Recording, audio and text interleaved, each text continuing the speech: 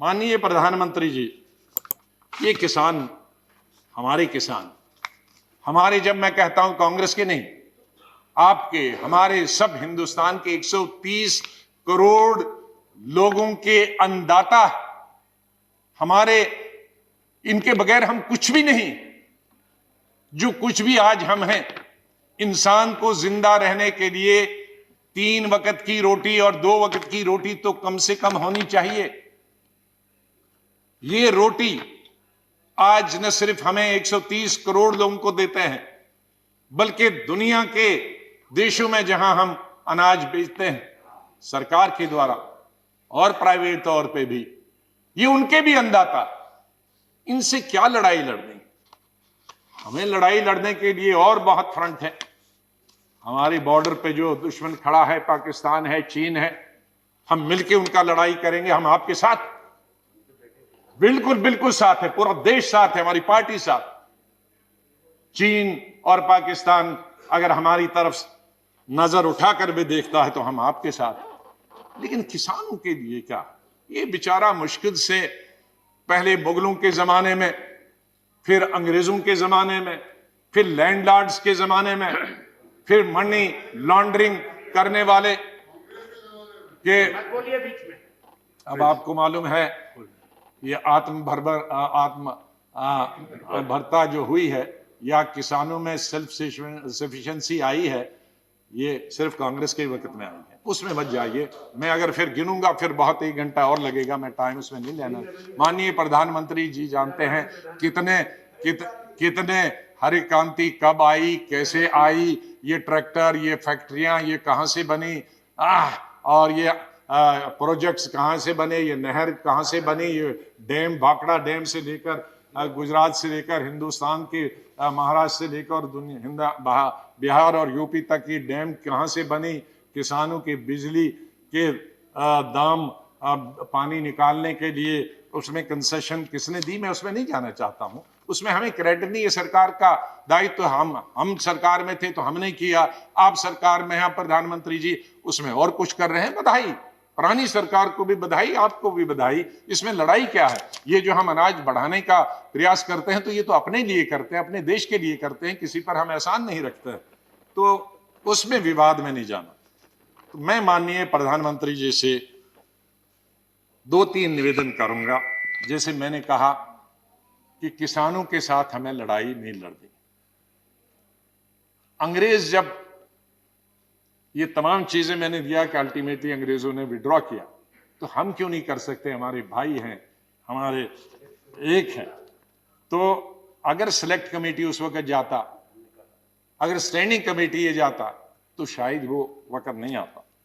तो मेरी सरकार से ये विनती है कि आप इन तीनों बिल को वापस ले लें। कुछ लोग गुम हो गए हैं, उनके बारे में माननीय प्रधानमंत्री जी से मैं निवेदन करूंगा कि कोई कमेटी बनाएं जो उनकी छानबीन करे, कहां गए हैं 26 जनवरी को। या मैं 26 जनवरी का उल्लेख किए बगैर नहीं रह सकता हूं। हम जितनी भी निंदा और जितनी भी निंदा की जा सकती है, हम और हमारी पार्टी उसकी निंदा करती है, पूरी विपक्ष निंदा करता कि जो भी लाल किले पे हुआ वो बिल्कुल नहीं होना चाहिए। वो लोकतंत्र के खिलाफ है, डेमोक्रेसी के खिलाफ है, लॉ एंड ऑर्डर की दुश्मनी से भी खिलाफ। जहां प्रधानमंत्री देश को, दुनिया को संबोधित करते हैं और वहां हमारे नेशनल फ्लैग के साथ बेइज्जती की जाए, इंसल्ट की जाए, उसे बर्दाश्त नहीं किया जा सकता। ऐसे लोग जो उसमें इन्वॉल्व थे, उनको कड़ी से कड़ी सजा दी जानी चाहिए। लेकिन मैं साथ में यह भी कहना चाहता हूं कि जो निर्दोष जो किसान लीडर्स निर्दोष, उनके खिलाफ, उनको इंप्लीकेट करने के, उनको फंसाने की बिल्कुल न कोशिश किया जाए, फिर उस पर दूसरा आंदोलन होगा। इसलिए जो मैं देखता हूं कि आज इतने अरेस्ट हुए, लेकिन उनमें असली जो लोग हैं 2-4 ही दिखते हैं, बाकी लीडरों को पकड़ा जाता। तो मेरे ये निवेदन है, और इसी से जुड़े हुए कुछ हमारे पत्रकारों को और एक मेंबर शशि तरूर जी को भी उनके देशद्रोही के केस बनाए गए हैं। एक इंसान जो फॉरेन मिनिस्टर रहा, फॉरेन मिनिस्टर ऑफ स्टेट रहा, भारत का नेतृत्व विश्व में करता, वो कैसे देशद्रोही हो सकता? वो अगर देशद्रोही है तो फिर तो हम सब देशद्रोही, फिर कौन नहीं देशद्रोही? कैसे हम एक मेंबर ऑफ पार्लियामेंट जो लोगों ने लोकसभा में चुन के आता, जो देश का नेतृत्व विदेश में करे, उसको हम देशद्रोही कहेंगे? मीडिया के कई एडिटर्स, बहुत बड़े बड़े नाम हैं जो देश की सेवा करते हैं, डेमोक्रेसी को जिंदा रखने में उनका सहयोग रहा, उन पर अगर देशद्रोही का केस चलाएंगे हम, तो मेरे ख्याल में ये लोकतंत्र के खिलाफ होगा और इस सरकार के खिलाफ होगा। माननीय प्रधानमंत्री जी बड़े दिल वाले हैं, तो ये छोटी छोटी लोग, छोटी छोटी चीजें कई आते हैं, रिकमेंड होती है, उनको नजरअंदाज कर देना चाहिए। और बड़े आपके सामने तो इतनी चैलेंजेस हैं, इकोनॉमिक चैलेंजेस हैं, इतने कोविड के बाद तो हमको शून्य से शुरू करना, आपके पास इतने बड़े बड़े मसले हैं हल करने के लिए। ये सरकार और माननीय प्रधानमंत्री जी अगर उनकी तरफ ध्यान दे तो बहुत अच्छा है।